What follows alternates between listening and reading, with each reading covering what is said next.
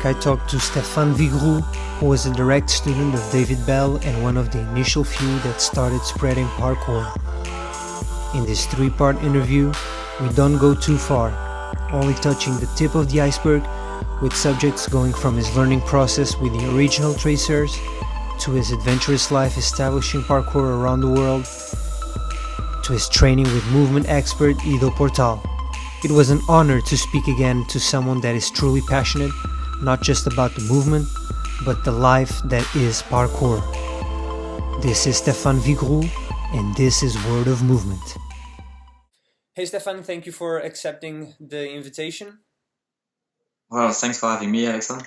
All right. Do you remember me, by the way? From Singapore, right? No, from before. From before? No, I don't. I'm sorry. Right. Okay. I've been traveling the past week and then meeting a lot of people. I taught 3 different seminars in a week, and a lot of people said, "Do you remember me?" And I'm sorry, a lot of the time I don't. It's just I meet so many people and your time flies, and no, I don't. But tell me. Okay. So I think I first met you in 2007 in the Parkour Generations Rendezvous 2. Of course, you and the Yamakasi guys were there in London. Yes, of course, because I was studying in Wales, and I think I had just started training parkour, so I found out about the rendezvous and I just went there, and it was, until today, it was one of the most honest experiences I had, because it was really in my face, like, and it really made me gave me some foundations that I still appreciate, and it's part of who I am. So, and then we met in 2012. That was before Singapore, of course, when it was about the same time that I met Derek from Singapore as well.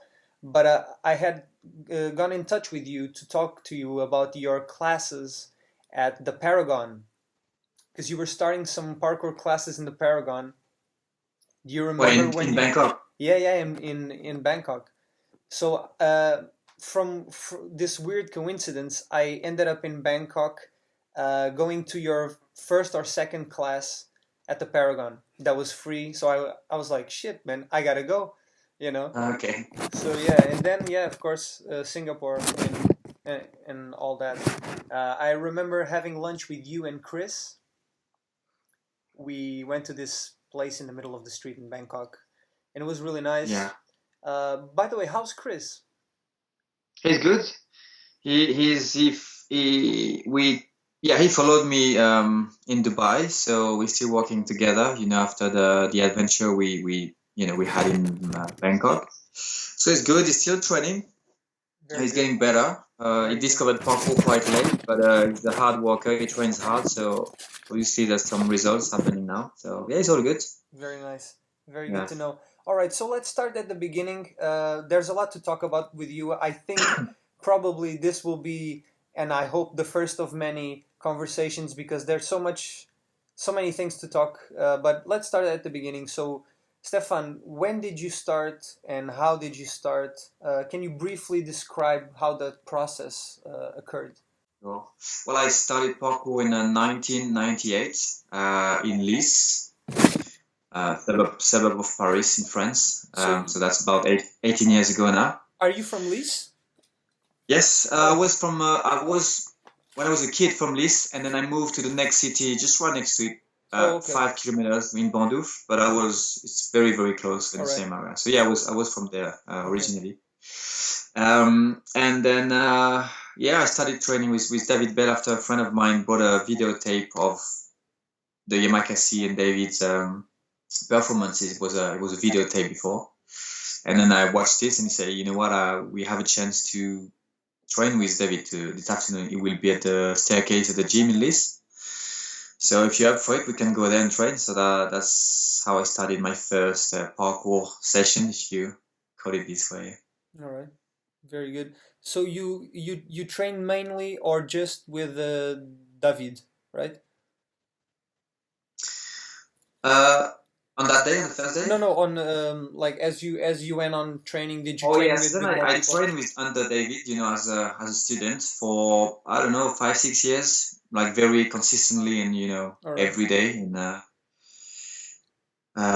it was every day for like 5-6 years at the beginning. Yeah, because you are, I think you are amongst that first class of students. So you are a second generation practitioner. First all the guys that developed and created the discipline, and then it was you and people like Kazuma and all those guys, right? Yeah, exactly. Same guys from my generation. Exactly. And so you started training with David Belle, and you trained not just parkour. You also trained martial arts. I think you also trained a lot of physical conditioning. So can you tell me a little bit about how it was to train all those disciplines together with David Belle? Yeah, well, parkour before was a movement-based practice, really. So it was involving everything and anything. As long as it was challenging, somehow, as long as it was pushing the limit, and then be a bit crazy in a sense, like it's not classic or standard, we would go for it. Whether it's jumping on the spot for an hour or more, whether it's just doing some games, whether it's doing some fights, a lot of fighting before. It was carrying stuff. It was throwing knives as well. Wow. And so it was everything and anything really. Again, as long as it was challenging enough for us to engage with the task. Okay. It was very a lot of variety basically in what we were training before. It wasn't just jumping. It was also, of course, a lot of conditioning, body conditioning. Because I guess one of the main elements that started parkour was to build a strong body, and therefore a strong mind. And that comes with a lot of conditioning, hardcore, resilient, endurance conditioning. Yes, of course, because just doing the skill doesn't make you efficient. Because yes, please. The technique came after. It's a result of conditioning. Basically, conditioning was there to build physical potential as well as a mind potential. So you build a strong mind, you build a strong body, and then eventually the challenge is expanded to the point where you have more jumps, you have more techniques. But they're the results really of a process, and the process was just build a strong and capable body and mind. Very good. So after training with David, I remember seeing you in Jump London, and you were training, I guess, with Sebastien. Yeah. So you also trained under him, or you just joined his group to develop parkour? Well, Sebastien joined us. Basically, he was away for a while he was a firefighter for a while, and I was doing track and field as a main discipline. He was training this professionally at a high level. So we haven't seen him for a while. So he joined back the group. Okay. And then we get closer, obviously. I haven't trained officially under Sebastien, the same way I did with David, but of course we trained together. We train in list many times together, so I definitely learned from him, from his philosophy, his way of thinking, his way of training, for sure. As long as you hang with those kind of guys, you definitely, especially at a young age, you take on them a lot. Yeah. So yeah, he definitely was an inspiration at some point, but it wasn't as official as David, where it was clearly my teacher, and then I was the student. Very good. So David Belle, Sebastien, and obviously the Yamakasi. You also joined the Yamakasi kinda when you were developing parkour generations. Is that correct? Yes. Kind of. Well, I invited the Yamakasi to join us because they have a lot of knowledge. I learned to know them eventually, once I got rid of my anger for them, towards them. I finally met some of them, and then I got really close to them, and I discovered really amazing people, amazing athletes. So, and they were into teaching a lot.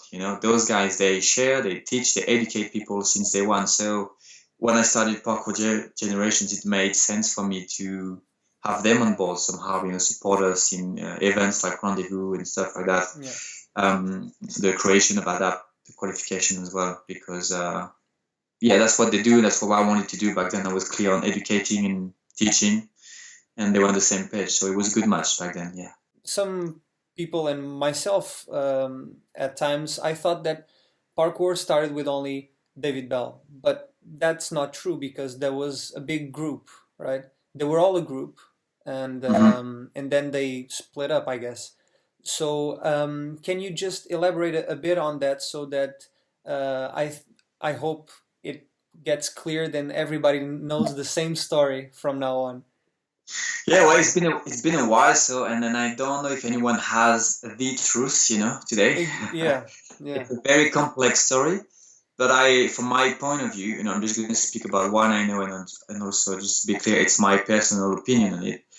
But yeah, it's not just one individual who created the discipline. That's not true, and also I don't think that would have been possible. It's the combination of different energies, different influences, touch different characters. Of course, some of them, probably had a bigger impact and influence, overall. Of course, David was one of them because at some point he really raised the level in terms of movement. He really made it clear with his video Stehpane back then. He was setting up the level and the standard in terms of big jumps, and the quality of the jumps was really amazing. Of course, he has his also personal story with his father, and that's probably one of his biggest influence. But before that, you had the guy like Yann Notre, who was also a very, very huge influence. Because if you know the guy, you can tell how much of a force of nature he is. He's a big lion with a big heart, super strong. Even today, I was with him again 2 days ago in Denmark. 44 years old, this guy was running all day long, teaching people, doing backflips from walls, more than 2 meters from a wall. And it's just amazing. So you can tell he is a force of nature. So, and also David told me back then when he trained with Jan, he was way younger than Jan, obviously. And then David had a lot of training with Jan, a lot of influence. Jan was really, really strong, and big influence for David as well. And of course, you have Sebastian, who was there around, David's cousin, Chow, William. So yeah, it's a group thing. Now within the group, everyone think or had a story, a personal story within the bigger story. Because we, as new generations, we see, okay, what is the parkour story? But the parkour story is the story of many individuals. David has his, aspiration, purpose, and goals, and for him it was about following his father's step foot and then teaching. Jan was more about sharing, being strong because he comes from a tribe, culture. William, because he was surrounded by his, friends and brothers doing that, and he was really intrigued and curious about it. So, but he wasn't allowed at the beginning to train with them every day. So he had a taste of that because he was really young. He was a kid. He was 7, 8 years old. Wow. So he couldn't train with them officially every day, but he saw some glimpse of it, and then he decided to train on his own on the side. So of course his story is also different from the other people. So yeah, the parkour or art du déplacement story, free running, no matter how you call it, it's a story of different individuals. Yeah, very nice. It's good that you mentioned Jan, because when I went to the Rendezvous in London, and that's why I told you it was one of the experiences that I still remember in my head from my foundation, is that it was raining and I had to do precision to a rail, but it was a very small, like 6 foot or something, like not too big. but I was so scared. I was so afraid for my life, as you are. You know, it was raining, dark, and I'm like, shit, shit, shit. And then Jan, I I don't know. He just screamed at me like, "Go, go, just go! Don't think, just go!" And I did it, and I landed so perfectly, and I felt so good, like that. I had this strong influence from Jan that inspired me so much. His scream made me react, and that was a true moment of parkour. Is when you're not thinking, you just react. So that was I think my first moment of true understanding of what parkour was, because I just reacted, and my physical abilities allowed me to survive at a very base level, of course. Yeah. But it was something that started up in my mind, and I was like, okay, this is it. This is, you know, where it should be, you know. So yeah, very very nice insight from you, because it's always better to get the source or the information from a good source, and obviously you are one of those sources.